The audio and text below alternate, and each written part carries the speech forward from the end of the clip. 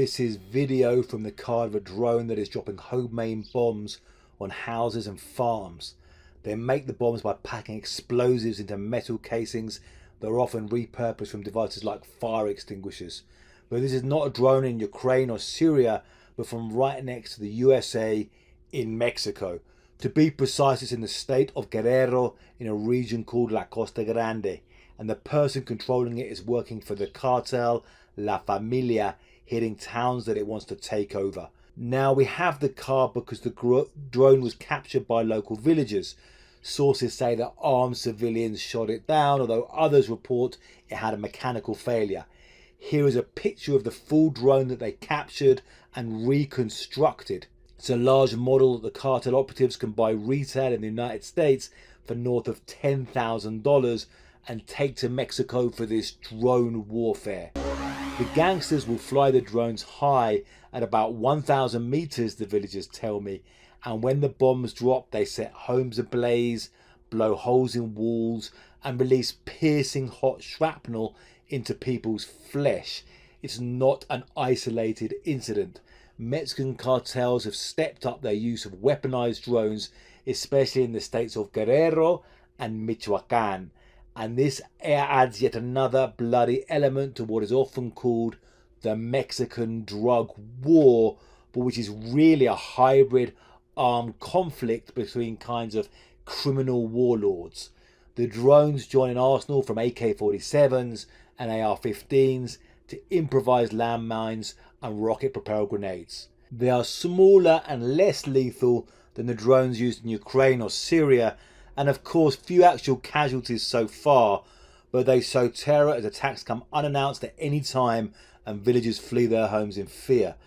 I went down to the Costa Grande to investigate the drone attacks and work with local TV journalist Servando Mellin. We looked at homes damaged by the bombs, talked to people fleeing them, and we interviewed a captured hitman from the Familia who revealed this could only be the start. In this crash out doc, we're going to look first at the history of weaponized drones in Mexico, second at what is happening on the ground, and third where this drone war could lead. So you're watching this video and you're really into this world of cartels and organized crime and drugs. And if you want to find out more about this, then go to www.crashoutmedia.com. For completely free, you can subscribe and see these great reportage, analysis and breaking news. Or if you like this, then for $5, the price of a couple of cups of coffee, you can get full access and become part of the Crash Out community. Now back to the video. The first recorded case of a weaponized drone in Mexico is in 2017. Federal police stopped a stolen car in Guanajuato and nabbed a stash of guns along with the unmanned aerial vehicle.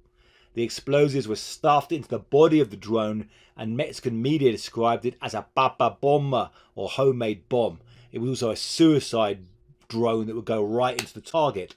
The following year, a drone with 2 frag grenades flew into the house of the Public Security Secretary of Baja California, but they failed to detonate. Yet the cartels got more sophisticated. In 2021, the Jalisco cartel flew a weaponized drone into police officers in the town of Aguililla. Run by El Mencho, the Jalisco mob has been on the cutting edge of paramilitary techniques. The Small Wars and Insurgencies Journal published an analysis last year entitled Narco Drones, Tracing the Evolution of Cartel Aerial Tactics in Mexico's Low-Intensity Conflicts. The writers observe how drones are easy and cheap to bring into battle and have a psychological impact. Drones have been an increasingly common weapon in the arsenals of Mexican drug cartels due to their affordability, adaptability, and the cartel's propensity to embrace new technologies. Armed drones have emerged as a potent psychological warfare weapon, with cartels employing them to instill fear and intimidation in rival cartels, law enforcement, and the general public. In May 2023, La Familia began a campaign of drone attacks in Guerrero and has unleashed dozens of them since. There are 2 main fronts. The first is against Los Tlacos, a force in the Tierra Caliente area, and the second is against local mafias in the Costa Grande, where we went to investigate. The drone bombs in the Costa Grande have smashed houses and even hit a school and a church. Driving through the area, we see a lot of homes and crops that have been abandoned. We find a 56-year-old farmer, Guillermo Villa, who packed his possessions into a pickup and is moving to a nearby town. No, pues el problema es pues que estamos con miedo, que nos tiran drones, usaron bombas con drones allá. Se espantan pues, porque a lo mejor no le hagan así directamente a ellos, pero desgraciadamente le cae una bomba al pie. Pues. I asked Guillermo why the cartel would drive people from their homes, or to use the technical term, to forcibly displace them.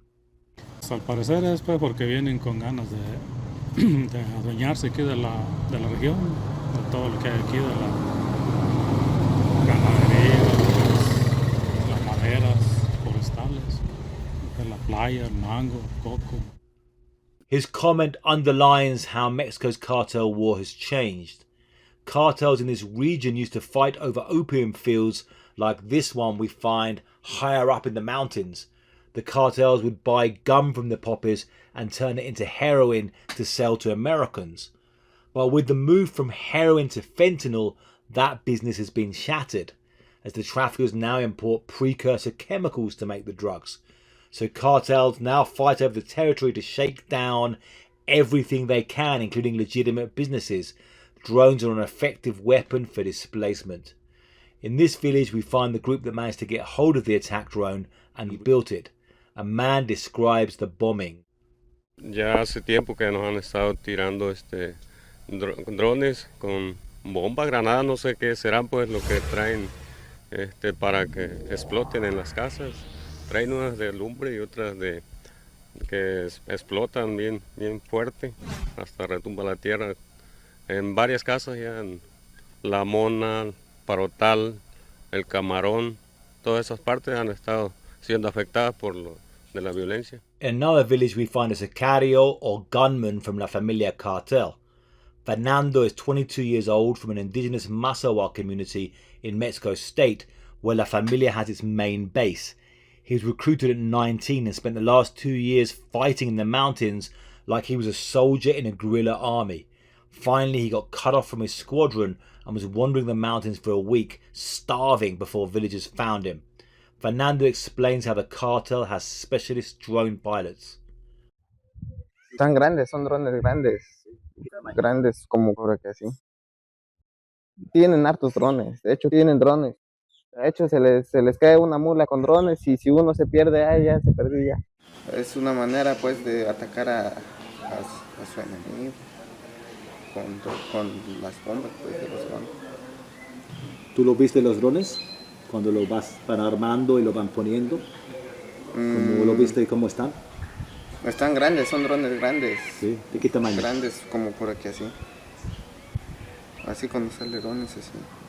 Y hay unos más grandes yo creo, pero son rápidos. Pueden ir y regresar así todo el día. Porque tienen pilas, hartas pilas. Son materiales fuertes para la salud y se enferma la gente. O sea, el que preparaba bombas se enfermaba. Y como es puro caminar entre las sierras, y ya no podía. Porque uno diciendo que está uno así, ya te dieron un balazo de por allá lejos. O el que tiene mira y son francotiradores, tenían francotiradores. Fernando says the war by La Familia with its drones and forced displacement could get even worse. Quieren el control, controlar a las personas. Como esto apenas va empezando. To try and stop this, many residents are calling for the Mexican army to ramp up its troops in the area. One of them is Cecilio Ortiz, who is a representative for La Mesa's village, where people have been fleeing from. Ahorita ya nos pusieron una base de militares que dijeron que ya iba a ser permanente. Ojalá y así sea. Está un teniente con 28 elementos, ojalá y así fuera. Si así fuera, ya ayuda a pacificar la región. However, there are two big problems for the Mexican army fighting cartels. One is corruption with sections of the military themselves working with the mobsters. Another is that even when the soldiers are honest, it's a huge challenge to confront cartels right across the country. There was a new video of drones that just appeared in Zacatecas. The drones right now are a bit of a curious side feature in Mexico's cartel war. But the big fear is they could get more powerful. We could see bigger drones with more potent explosives or even biochemical weapons. War breeds technology, and tragically, Mexico's cartel war is far from over.